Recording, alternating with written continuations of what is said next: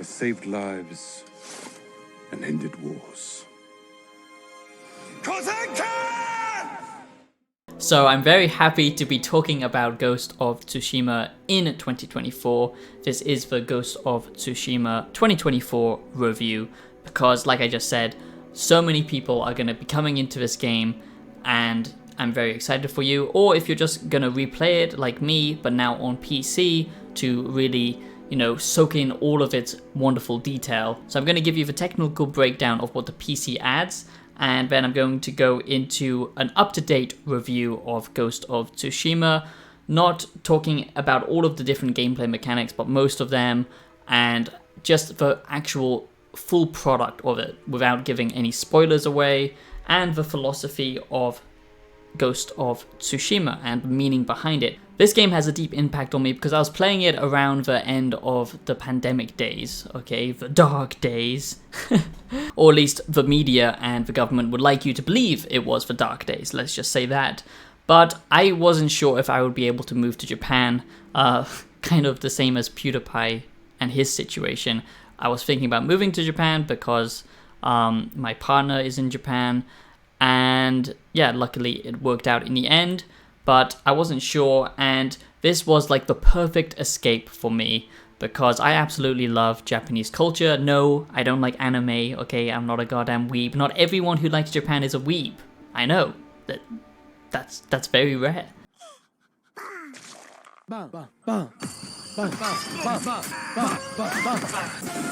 No, but I really like the philosophy and the mindset and the nature and the more historical aspects of Japan. So, of course, I love this game because it's not trying to be mystical, it's not trying to be over-the-top action. Obviously, this isn't like a super realistic game, but it captures the essence of Japan, the beauty of Japan, and it doesn't delve into the supernatural, okay? It teases you often at times with the supernatural, which is what I love about this game.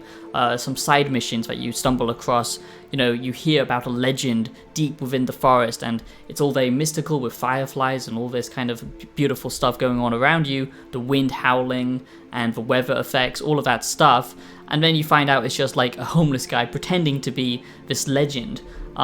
That's the stuff I love about Ghost of Tsushima, and then the multiplayer aspect deals with the more supernatural side of things. So this game means a lot to me because I was able to escape and experience a simulated Japan while I couldn't actually go to Japan. So I do hope you enjoy this video, and if you do, please do subscribe and give this video a like because I'm a slave to the goddamn algorithm, which decides my very existence. But yes, I have actually gone full-time starting very soon with YouTube. I'm trying to anyway. I just left my job, which is very scary. But if you like yearly reviews, okay, looking back at all the games like this and analyzing them, if you like more analytical content when it comes to gaming, looking at them and, breaking down their meaning and the philosophical side of things, we do yearly reviews. We also do early access, up-to-date reviews of new games, and we do philosophical videos on this channel. So please do subscribe, support the show if you like video essays, all that kind of good stuff. Bringing back OG YouTube. I'm just a man sitting in front of a goddamn camera, okay? That's what I love about YouTube. If you like that, then please do join me, join the community, become a wise one. I love this community so much, and I love, discussing stuff with you guys in the comments. When I get a nice comment, someone who actually cares about what we're discussing, and seeing their passion reflect back on, from my passion from the video, it just means everything. So please do subscribe. It would just mean a lot, okay?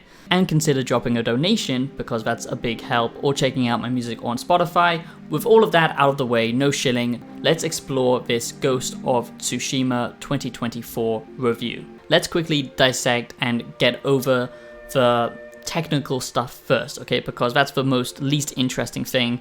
But of course, a lot of people will want to know, since the PC release is right around the corner, what do you actually get? Well, it is the director's cut of the game, so you do get the DLC included, which adds Iki Island, and that adds a whole bunch of new miniature games to mess around with, like a kind of mini Guitar Hero rhythm-based game where you talk to the animals and you're basically a Disney princess, minus the Chinese propaganda. The resolution is increased, of course, and you can play with that as much as you want to bump it up to its max potential. It doesn't have ray tracing, which is disappointing, but that would be too difficult. It does have DLSS on release, apparently, and, special game drivers for this game. And, of course, you will be able to run this at high FPS and all of that jazz. But pretty much it's the same game, but you just get to tweak the graphical details to the max. And then you do also get Japanese lip syncing, which is a big deal because you should play this game in Japanese. I didn't on my first time around because there was only the English option available and then just a terrible Japanese dub. So go for the authentic experience, a proper Japanese lip sync. You'll definitely feel much more immersed. So like I do with all of my reviews, I'm going to break it into positives and some negatives, give you a little bit of a Ghost of Tsushima critique as well, because this game is good, but it's not above criticism. And like I said, talk about things without going into spoiler territory, and then breaking down the meaning and philosophy of Ghost of Tsushima as well towards the end of the video. But first, let's just start off what makes this game a hit. Okay, why was this such a goddamn banger on release, and why is Ghost of Tsushima still amazing all of this time, years later?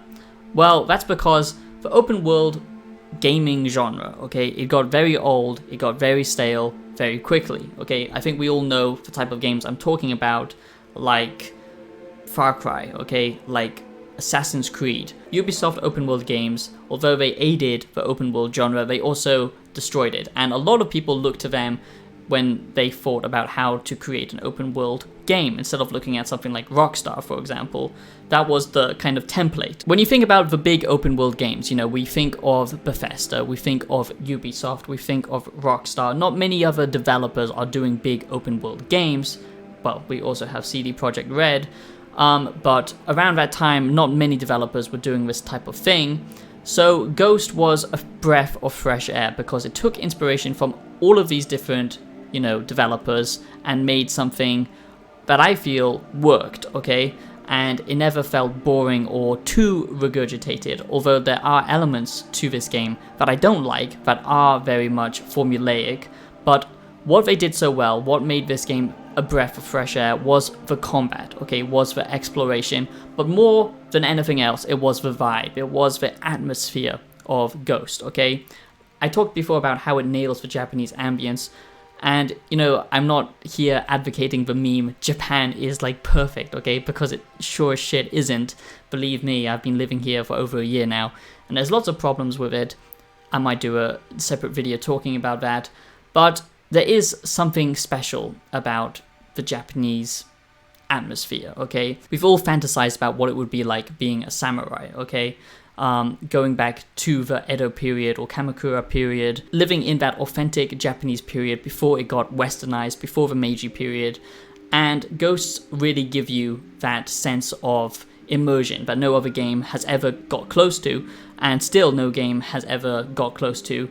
There aren't many samurai games that give you that immersive, POV into that time and place. Recently, Rise of the Ronin, or whatever it was called, basically we have Ghost of Tsushima at home. It's important to understand this because we are talking about a video game, and yes, games can be art, but still, most people want to play a game to be entertained. And if it's not doing that on its story front, and if it's not giving you a satisfying gameplay loop, you're gonna lose interest pretty quickly. Now, I would argue that the story in Ghost of Tsushima isn't that great, okay? That's just my personal perspective. It never really hooked me. I never really cared much about the characters except for the main cast. Meeting side NPCs, doing side missions. It's not something like The Witcher 3, and that game is amazing because of its storytelling, the choices, the consequences, the writing, okay? Even though the gameplay is a little bit jank in places, like the controls and the movement and the combat, it's still a very good game. But Ghost isn't about that. It nails gameplay first, okay? And the ambience and the tone. A big pillar of what holds Ghost up is the combat, okay? The combat just doesn't get old. I hate clearing out random camps in open world games, but for some reason in Ghost, I would just do it endlessly because I just loved the combat so much. It felt, challenging, and it felt rewarding when you actually pulled off some pretty crazy stuff. similar to something like Dark Souls. Obviously, I'm not saying the combat is anywhere near like Dark Souls, but it has the challenge and it has the learning curve like something like Souls does, where if you are just a complete idiot, you're not going to be able to play this on a hard difficulty. Maybe you can fumble through on the lowest difficulty, but if you're trying to play this game seriously, you actually have to master the combat, you have to actually learn the stances. The stances in this game are amazing. So these are the pillars that hold Ghost of Tsushima up. It's the exploration, it's the combat, and it's the tone and the ambience, okay? The amount of goddamn takes I'm gonna have to do in editing. So I just wanted to get that out there. That's the reason why Ghost is so popular. That's why so many people are excited for the PC release. And although it does do some generic open world stuff, it is, you know, its own thing because it takes the best of the best from open world games and does something different with them. Of course, this game could be so much better if they, you know, really went down their own original path. So now let's quickly go into some of the negatives before I drop a whole bunch of goddamn positives onto this game, because I think it's important to understand that this game is great, but it isn't above criticism, okay? And, you know, it's pretty crazy to think that this came out at the end of the PS4 lifecycle. I mean, let's be real, guys. Next gen is an absolute goddamn joke, okay? Current gen, I mean. It's an absolute fucking joke. It's so shocking to me that this game is more beautiful than a lot of current gen games, okay? The PS5, the Xbox Series X and S, they were just goddamn marketing, you know, ploys basically, because we haven't utilized the potential, and this game still, you know, looks way better than most games, and that just shows you that graphical fidelity isn't the only thing that makes a good game good, okay? And actually to hold back development time, and it's basically destroying the industry, okay? So the first thing I'll say is you do get a lot of different weapons, a lot of different katanas that you can wield, okay? And it's so cool that you can find them out in the open world, and usually there's some kind of cool combat situation that you have to deal with before you find this sword and you pull it out of the earth, or, you know, you have to do some platforming to get it, something like that. But the problem is all of the weapons feel the same, okay, because they are actually all fundamentally the same. You get the bow, you get your katana, and that's pretty much it, and your little tanto, okay? But there's no, you know, weapon choice. There's no variation in the weapon choices. That would have been so cool if they added different weapon types. Maybe if they make a sequel, that would be amazing. You know, a spear, for example, and then have your own 4 different branches of stances. If they make a second one, they could really make this something special, because the movesets and the stances are incredible, which I'll talk about later, but they just needed more weapon variation, I feel. They never felt boring because, like I said, they just nailed the stances, but if they make a sequel, they definitely should add more weapons, and I was getting a bit tired at the end of it just by using the same sword, even though I was using technically a different sword. Now, the story is very linear, so I can forgive it for that, but because it's an open world game and there are side missions and side questing, you know, heavily inspired from something like The Witcher 3 or even Red Dead Redemption or something like that. And the weird thing is sometimes you can actually make very small, you know, flavor dialogue choices, but there's no gameplay choices at the end of the day, you know, proper impacting choices. And I'm not saying every game needs to be an RPG, but I just don't like this kind of weird balance of mixing these two things when they don't actually have any real, you know, consequence to the gameplay. So I just feel like they should double down on it or just ignore it, because it just makes it feel weird. Like, you know, why do I get a choice here? It actually takes me more out of the experience because I'm playing as this character, Jin, okay? If I can choose his words at certain times but then other times I can't, it just makes it feel rather disconnected as an experience. 2 big final negatives I have to say is the platforming in this game is absolutely horrendous, okay? It's just terrible. I really hate this sticky platforming that has become the main thing in all AAA games nowadays. God of War, Uncharted, okay, pretty much every single game that to ever exist now, when it's like a AAA game, they all do this lackluster climbing, okay, where you just stick to something, the camera locks you in place, and it just doesn't feel good. It doesn't ever feel like you can fuck up. It doesn't ever really respect you. Never actually feels like you're being tested when you're doing platforming. You know, either give me a real platforming mechanics, free jumping, and, you know, allowing me to fall off at any point, or just don't bother, okay? Because the grappling hook, that could have come into the gameplay where you grapple hook and you take out someone's weapons, you disarm them, or you use it to zip around the environment, which you can to some degree, but they could have just doubled down and actually made the traversal much more freeform and add more verticality to the gameplay if they allowed something like that. But sadly, it's very sticky, and yeah, I just don't like that type of platforming. And then of course we have the reusable content. Now, I think you're going to find this with any open world game. You know, no game is 100% original, but we do have examples like The Witcher 3 or Red Dead Redemption 2 to a degree. Side activities should be their own miniature storylines, okay? And there are mini storylines in this game, you know, with the main characters that you can complete extra missions for that aren't related to the main story,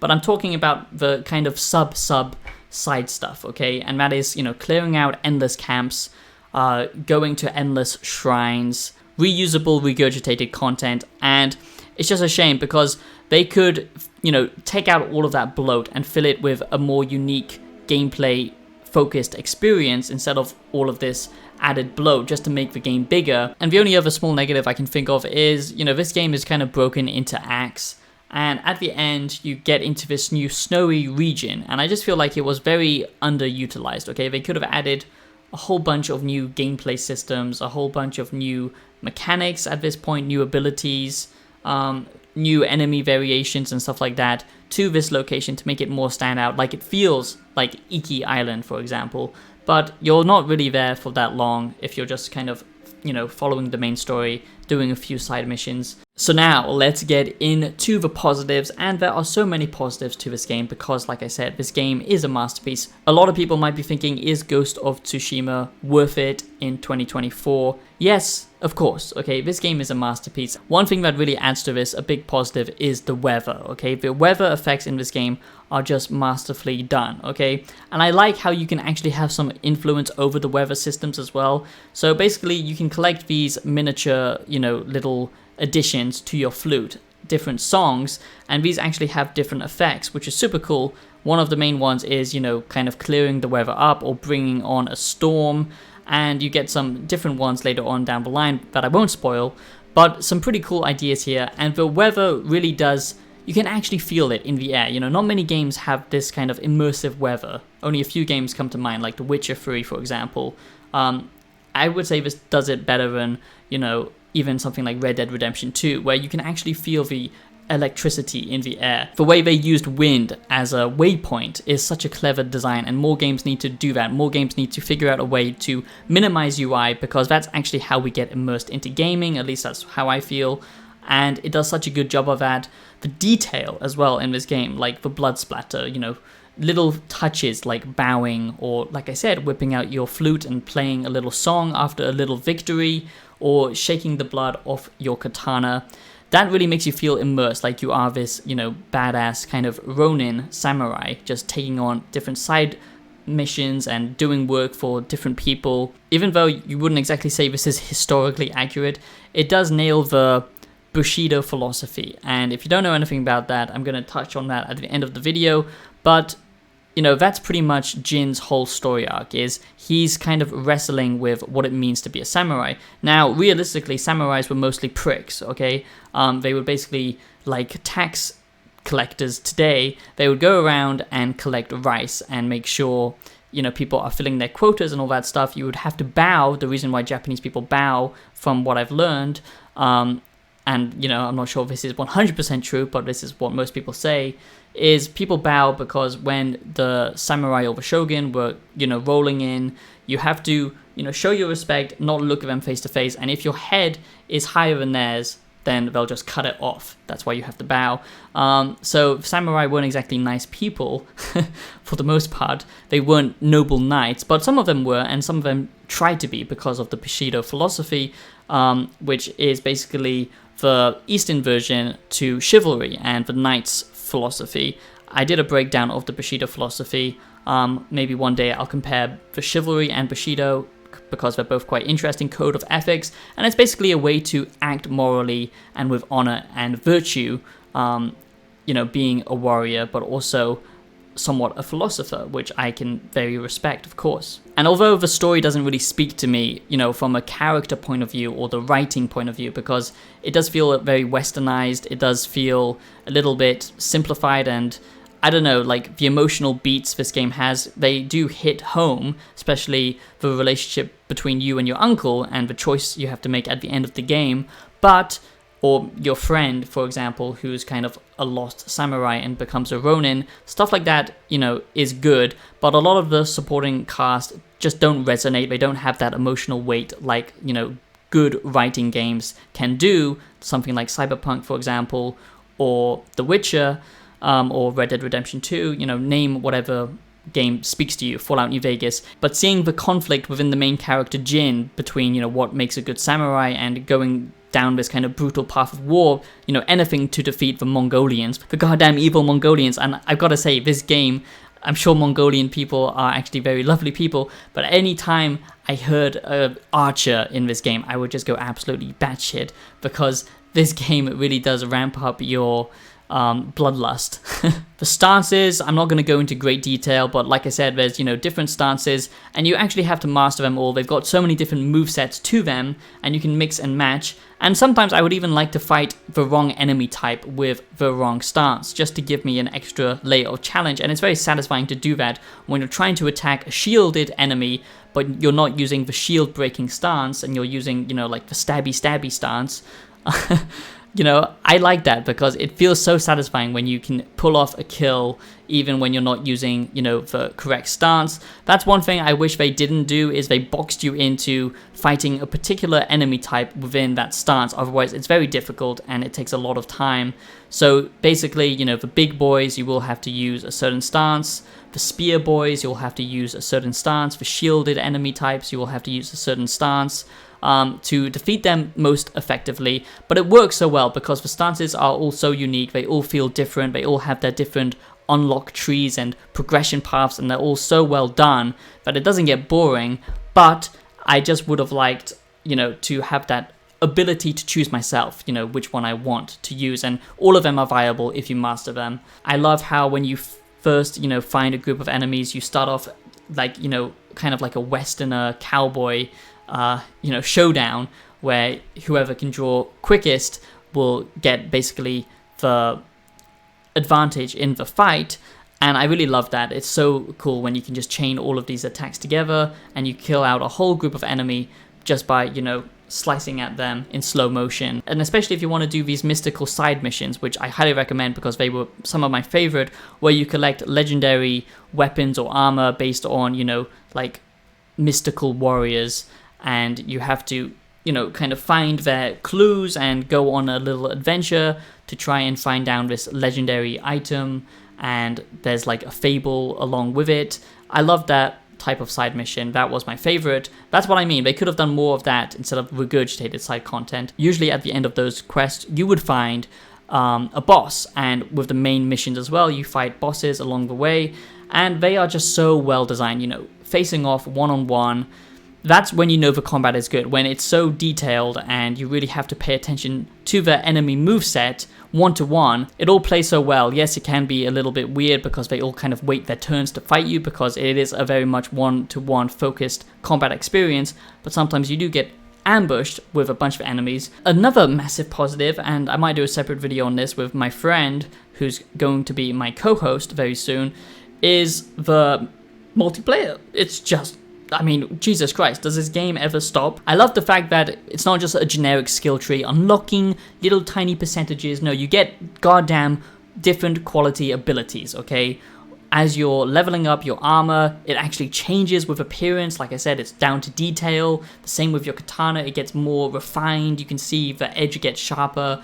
You get that kind of metal blend. I can't remember what it's called. Like when you taper the katana, there's got like a little wave on it. It's the way the metal is bent or something, like it's the way the metal is forged or something like that. But you can actually see that evolve, and that's what I mean. It's for quality, it's for detail that is just so well refined in Ghost of Tsushima. And then of course it's the actual abilities that make you feel totally badass, because it's not just an increase in percentage. You still have to be good at the game, but then you unlock super cool abilities, and just different stances, and that's why for progression and for exploration they all feed into each other, and it's just such a good time. So now let's round off this Ghost of Tsushima 2024 review with some final positives and then the more philosophical meaning behind it. I'm just going to quickly say why this game was so special to me was because I at times could really relax with this game, and that goes down to its art style and, like I said, the ambience. Just walking in this game, just like breathing in the atmosphere, the weather effects, and the kind of tone of, old Japan. That's what I enjoy about living in Japan, is going to these older areas like Kamakura or, everyone knows Kyoto, for example, because, I really love that historic aspect of Japan, living in accordance with nature, something that the Shinto philosophy touches on. It's kind of the same as Stoicism, but I really love the feeling that I got playing this game, because it's just such a relaxing experience, and the art style just draws you in and makes you immersed so well, way more than any other game I've played, even compared to something like Red Dead Redemption 2, which I know everyone loves. It's a very meditative experience at times, because I love the fact that it can be so gory and bloody and the combat is so intense, but it understands the Bushido side of Japan, the core values of Japan, the sword and the flower, or whatever the saying is, the sword and the pen, this idea that, yes, the samurai warriors were very brutal, but they were also, peaceful. They kind of killed with love. One second you could be fighting, and then in the next you can be bathing in a hot spring, going to a shrine, praying, and writing haikus, playing your flute, singing lullabies to the animals, cutting down bamboos, trees, and they all actually have some kind of gameplay intrinsic value to them as well.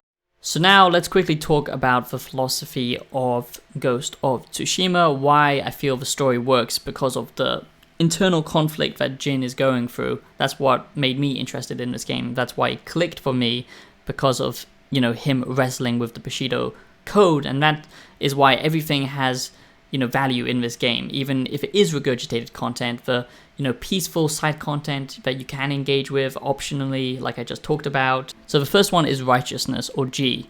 Justice is the most important virtue for the samurai. A true samurai does not attack the enemy without an important reason. 2 is loyalty, also known as chugi. Loyalty is the second most important thing to the samurai in their life. The samurai should always be loyal to his master or to the emperor, the samurai or the shogun. The samurai should also believe his duty to protect his master, and that is his meaning in life. 3 is of course honor, myo. A life without honor is not a life worth living, kind of the same as the Stoics would say, a virtuous life or the unexamined life is not worth living. 4 is respect. A samurai should always respect his enemy, understanding that, when you take a life, what that actually means. And it's small details that I really appreciate in this game. Like when you do kill an animal, you don't have any reason to kill an animal, you don't really get anything from it, but you can bow and actually say your respect and, thank you for giving your life. Small little details like that, but I appreciate it. Even if the samurai kills his opponent, he is very respectful to taking a life and what that means. 5 is honesty, and a samurai never lies or never deceives. That's why Jin has such a hard time, lying to his uncle, pretending that he isn't a ghost, and, using all of these dirty tactics to defeat the Mongolians, like poisoning and stuff like that. That's what I found most interesting about the story. 6 is courage. A samurai fights until the end. A samurai never is afraid of anything. He's not afraid of death. He accepts his nature and the way of things. A samurai is always brave because he fights for a purpose. And 7 is consistency. A samurai never changes his path once he is on the path of being a samurai, and that loyalty never fades. So the themes of Bushido actually link into all of the gameplay mechanics, and that can't be said for most games. So that's why I love it. I'm maybe a weirdo, but there you go. So that was the Ghost of Tsushima review. I really do hope you enjoyed this. It was quite a longer one, but I had a lot to say about this game. And yeah, I just really hope you did enjoy it. You found something you could relate to. My next big review, I'm going to try and change things up, maybe add more skits, but please do support the show. This will be a difficult video to make and edit, and I would really appreciate your support by subscribing or a donation, anything that you can do. But I just love this game. I'm happy more people will experience it. Now's the perfect time to discuss it. And, you know, this is the Ghost of Tsushima PC review to some degree because I've already talked about what they're going to add. I'm not going to make a separate video about it, but yes, it's definitely worth it. On PC, on PlayStation 4, on PS5, it doesn't matter because this game is the GOAT. Thanks for watching, and peace out.